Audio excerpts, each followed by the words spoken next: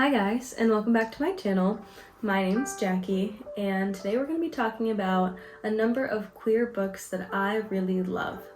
I have read 5, 6, 7, I don't know how many queer books, and I'm not an avid reader myself. Some of you probably are, but something that I realized always catches my attention is a really good queer romance novel. And as part of my coming out journey and figuring out myself, I've read quite a good handful of queer books before I actually came out. So we're going to talk about those today, and I will be giving you a full review. There will be spoilers. If you do not want spoilers, don't watch this video. So sorry.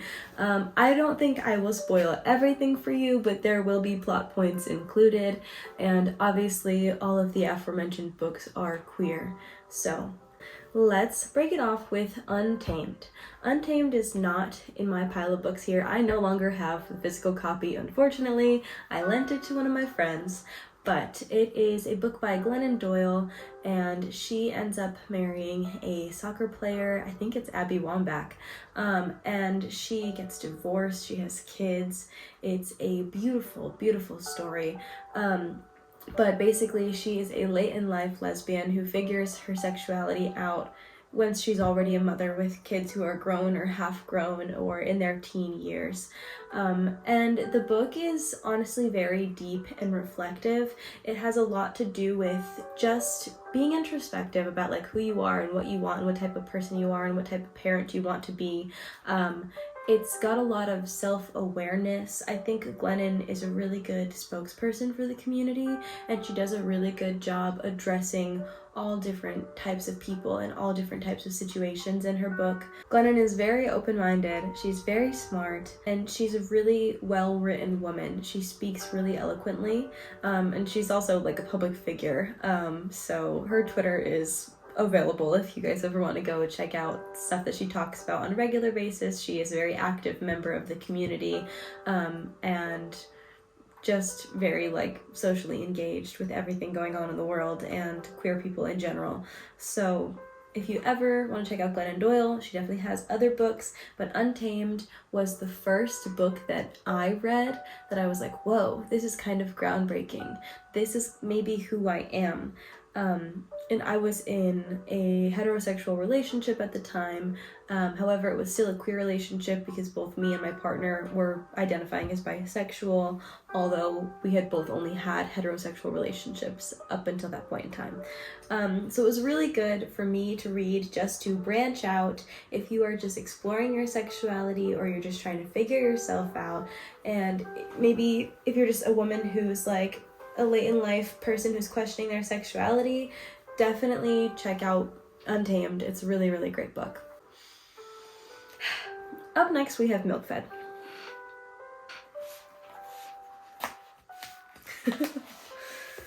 I feel so serious in this video. I don't really like take the YouTube videos that seriously, but I'm like actually trying that for once. I might edit this part out, but anyway. Is this a nipple or is it a donut? You tell me. The thing about Milkfed is, I read this most recently, so I'm gonna have a lot more insight for you on this book. But the thing about Milkfed is an eating disorder recovery book. So if you have an eating disorder, have had an eating disorder in the past, maybe don't read this book unless you're like fully recovered from that.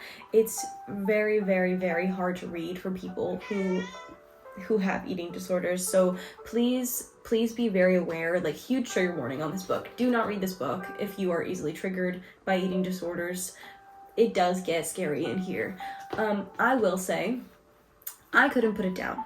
I could not put it down. I read this book in the shortest amount of time that I've read any of these books. It was so intriguing. And the main character, Rachel, she doesn't really know her sexuality, and then she just meets this woman who she's like so attracted to, and the woman that she meets basically helps her figure out things about herself without even trying to. Just her presence in Rachel's life really opens her up to other ways of thinking and other realities, other lives that she could have. But Rachel lives alone and lives in a calorie deficit and struggles from binge eating. And so as she's going through that, the woman that she kind of falls in love with, I don't want to ruin it, but I'm not really ruining it. The woman that she falls in love with is just like such an avid eater, and so that really like awakens her eating disorder characteristics because the girl doesn't know that Rachel struggles with this. And over time, Rachel just gets very comfortable with herself and with her sexuality, and by the end of the book, she's had like a full transformation, a whole journey, a whole queer journey, and a whole eating disorder recovery journey. And it's really good. However, I will say the end of the book does leave some pieces unfinished, and that's not my favorite ending. I like closure, okay? I don't really love an open-ended ending. However, in terms of like her relationship with her mother and like her relationship with her therapist, like some things don't get resolved. I'm so spoiling the end of the book for you, and I'm so sorry. But it's so good. If you guys are anything like me, sometimes a spoiler gets you more intrigued. You're like, well, now I want to know what she's talking about. So again, Milkfed, like out of all of these books, this is probably up there with The 7 Husbands of Evelyn Hugo. Okay. These are probably my top 2. So let's move on. This is obviously a queer book. It wouldn't be a queer book if I was... Wait. This is obviously a queer book. I wouldn't be talking about it in my list of queer books for you if it wasn't a queer book. The funniest thing to me about this book is that I had multiple women in my life telling me that I would love this book. Like 3 or 4 or 5 different women being like, you should read this, you should read this, you should read this. And not one of them mentioned to me that it's a queer book. Now, mind you, all of these women are straight women. They probably picked up this book thinking it was a straight book. You know what I mean? Because up until you get to that point, it is a straight book until it's not, okay? All the queer girlies in the chat who dated men the beginning portions of their lives, they get me. They feel me. You feel me? You feel me. We're on the same wavelength, okay? She does not know she's queer until, boom, it happens. And then it's in her face and she's like, what do I do with this? And spoiler or no spoiler? Okay, fine. So all I'm gonna say, this is the love story of all time. This is the love story of all time. That's it. You're gonna have to read it yourself. I'm not gonna spoil it. It's so popular. It is so popular right now. Look at it. It's beat up. I read it. My girlfriend read it. What do you want? I don't know. Anyway. Also, excuse my voice. I feel allergies. It's allergy season. So if I sound raspier than usual, it's allergies. Next, I will not tell you what happens in this book.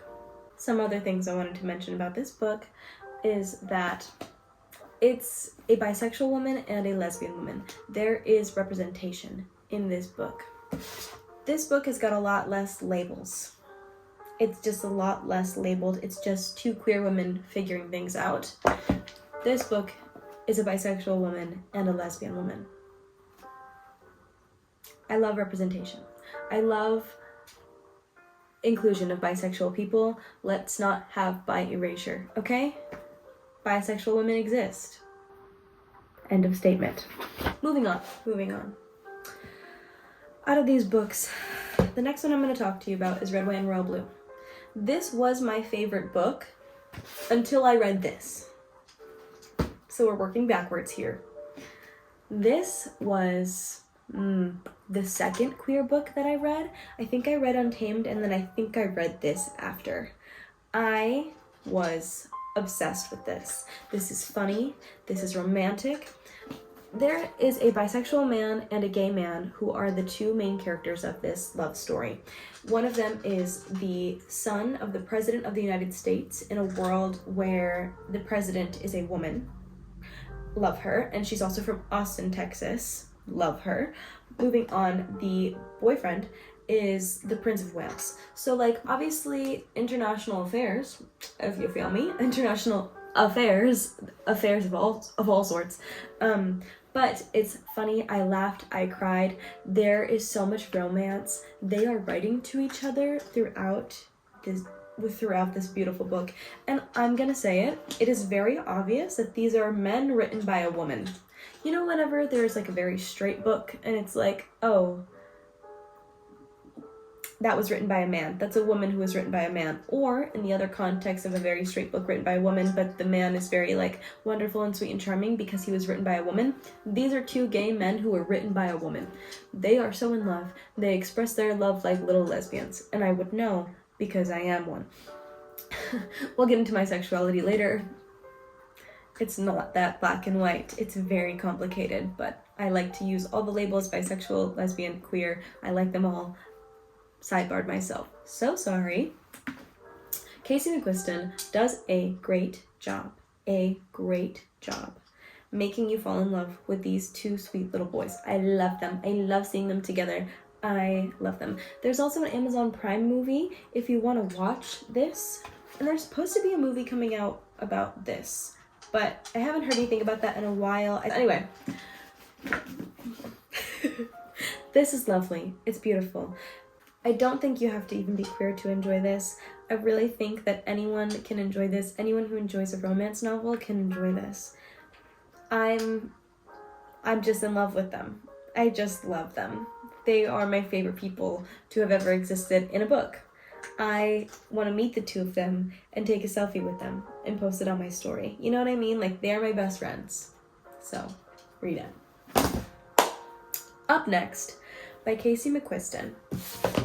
I read this. So this was her first queer book. This is her second queer book. I did not read the third one. They are not all connected. It's not a series. They just have similar themes. This, I don't know if they're both lesbians. I don't think their labels really matter in this book nearly as much because one of them is a ghost. What? Yeah, it's just a lot more unrealistic. No. Is this realistic? No. But to me it is. You know what I mean? I can make it real. But the like ghost thing, I don't know. So this one's a little bit different. It's a little bit more like sci-fi than I was expecting it to be. And I don't know. It's very cute. I did read it while I was on the train when I lived in New York, which makes it even cuter to me, just because it's about being on the train and falling in love on the queue. The main character falls in love with this girl who basically only exists on the train. She only exists with the electricity current of the train, and there's more to that, but you can read it yourself. It was mildly disappointing compared to this. And it's the same author, so of course like my hopes were high, and like this, to me, I thought this was gonna be like representation. I thought I was gonna like see myself in this book because it's about women, you know, rather than like this was just like a fun little journey for me, just like a book I enjoyed without having to see myself in it.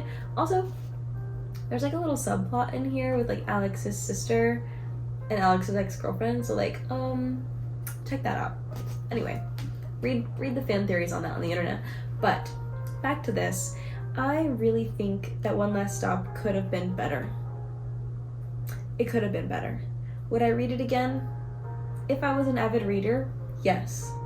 But I'm not, so I won't. But I'm happy to own it. I'm happy to have a copy of it. This is also like my third copy of this book. Anyway, I digress. The book pile continues. Moving forward, when I was living in New York, as mentioned on the last book, I went to, I think it was Aesop in Brooklyn, and it was basically this fun little day in June during Pride Month where they were giving away queer books. You just got to go in and pick whichever queer book you wanted, and they would stamp it on the inside for you, and it was so sweet. And I picked this book, and this book is called I'm Afraid of Men. And on the back it says, Men Are Afraid of Me. Juxtaposition, a little bit of duality there. This book is about a trans woman who really struggled with coming out. She really when she was going through her transition, the relationship she was in was very, very supportive, but most relationships don't make it through the transition. And that is something that I learned reading this book.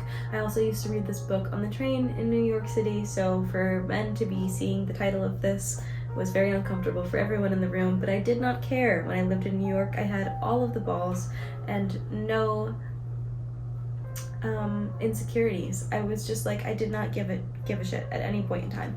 So sometimes I miss those days, because now I'm a little bit more hesitant and a little bit more, I don't know what the word is that I'm looking for, but I can't find it. So anyway, this book is just really, it's really like inclusive, and it gives you a peek into a queer experience that is probably not your own.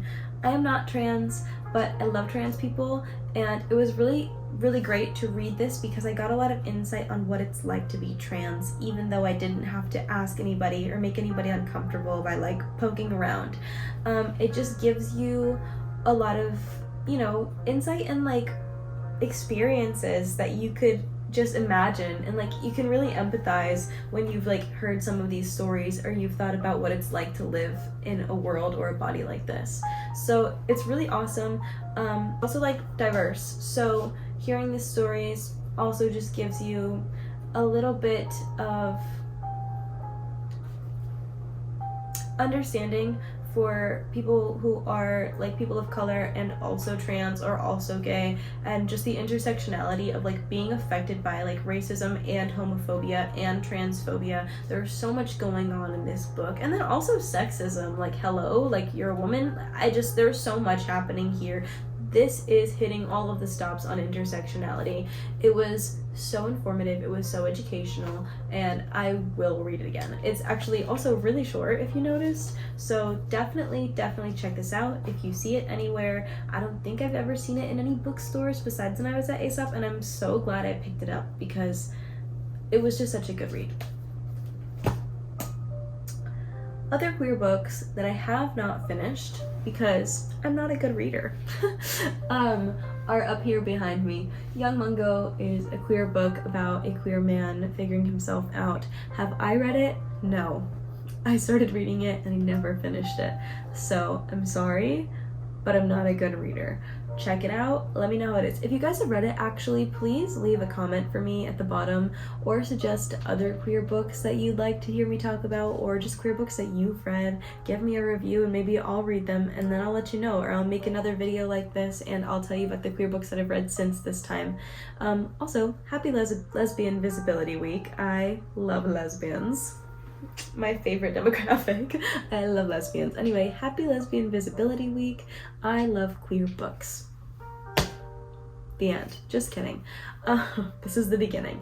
High School by Tegan and Sarah is a book I just heard about recently when listening to Shannon Beveridge's podcast, literally yesterday. And I haven't read that book, but I think I would really like to. It's about being a queer woman, figuring yourself out in high school, and I have not had that experience, but I would like to read about it. And if any of you guys have read that book, please leave me a review. You can leave spoilers in the comments. I am pro spoiler on this channel. Moving forward, take a breath. Moving forward, Kristen Arnett wrote With Teeth, and it is about two queer women who are raising a son with a mental disability, but the queer women are like falling out of love. And I started reading it before I ever had a girlfriend, before I was ever in a queer relationship, when I used to idealize the hell out of being in a queer relationship, and I was like, they're not perfectly happy, what's up with that? And so then I stopped reading it, if we're being realistic. I fell off. I was like, I don't know, are they gonna get through this? I'm rooting for them, but also I don't have the patience. It was not the easiest read for me, so I put it down and I haven't picked it up. If you've read it, let me know how it is. I need reviews or I simply will not read it. Also, Meet Cute, so good, so incredibly good. Again, I've gotten like 3 or 4 chapters in, haven't finished it, shocker. Who's surprised? This shelf is for unfinished books. These were on my other shelf, out of frame. But Meet Cute is really, really good. It is definitely queer. It's a really unique book that I found at a half-price books one time with Janie, and it's really precious because every chapter is a different meet cute. Like every chapter is a different love story about two people who meet and fall in love, but you don't really like know what happens after they like decide that they like each other. That's pretty much the end of the chapter. It's really all up to you, but it is also a queer book. There are heterosexual and homosexual couples, and I'm sure there's probably also trans couples. I have no idea. I haven't finished it, but it is a queer book. You should check it out. Just really precious, really sweet, really cute. Would read it again. Haven't finished it, would still read it again. And also, In the Event of Love is a little bit more high school. And not in like a, I'm in high school figuring it out. It just feels like something you'd read when you were in high school. It's about this girl who is living in LA for like she's like a wedding planner or something, and some chaos happens where she's like out for some night just like celebrating something, and she's having a margarita with her friend, and then she runs into this guy and starts making out with him on the dance floor, but then the guy she's making out with ends up being the groom for this big wedding that's like coming up. And so she was too drunk, and like he had a hoodie on, so she couldn't quite see his face, and she didn't know who he was, right? So she ends up making out with him, and like a video of it like goes viral, and then the wedding obviously is like falling apart, and her client is no longer her client because she's the wedding planner or part of the wedding planning team. So she goes back home to just be home for a little, like 3 months, because her boss was like, listen, just go for a little bit, when you come back everything will get better. And when she goes home, she runs into her ex-girlfriend from high school, and I stopped reading it after that. So long story short, read it, let me know how it is. If you've read any of the aforementioned unfinished books, please leave me a description in the comments. These plus Untamed are some of my favorite queer books. I want to read more queer books. If you have any queer books that you've read that follow similar themes to these, please leave them in the comments below. I'm always looking for new queer books to check out. I'm not an avid reader, but if I'm gonna read, it's probably gonna be a queer book, as you can tell by my bookshelves. So thanks for watching. I am just a girl in my 20s trying to figure life out, 25 and queer, and you're watching Jack from Glee. Thanks for watching. Bye. Love you long time.